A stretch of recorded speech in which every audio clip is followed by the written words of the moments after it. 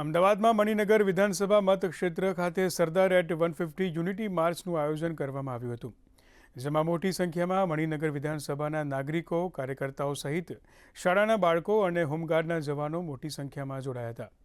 આ ઉપરાંત અમદાવાદ પશ્ચિમના સાંસદ સભ્ય દિનેશ મકવાણા અને મણિનગરના ધારાસભ્ય અમૂલ ભટ્ટ સહિતના અગ્રણીઓએ જય હિન્દ 4 રસ્તા ખાતે પહોંચીને સરદાર પટેલની પ્રતિમાને પુષ્પાંજલિ અર્પણ કરી હતી.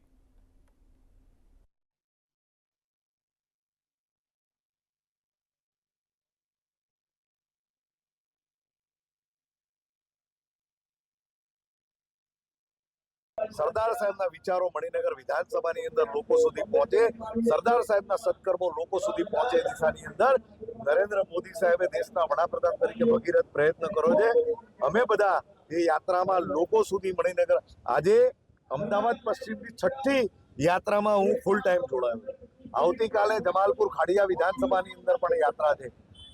લગભગ 24 તારીખે અમદાવાદ શહેરની બધી યાત્રાઓ પૂરી થશે.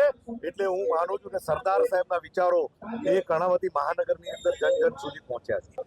આજે જે કર્મભૂમિ જ્યાંથી દેશના યશસ્વી વડાપ્રધાન નરેન્દ્રભાઈ ધારાસભ્ય અને મુખ્યમંત્રી હતા તે મણિનગર વિસ્તારમાંથી આ યુનિટી માર્ચ નીકળી છે. આ આખા પ્રસંગે મણિનગરની સમગ્ર જનતામાં, સમગ્ર લોકોમાં ખૂબ ઉત્સાહ છે.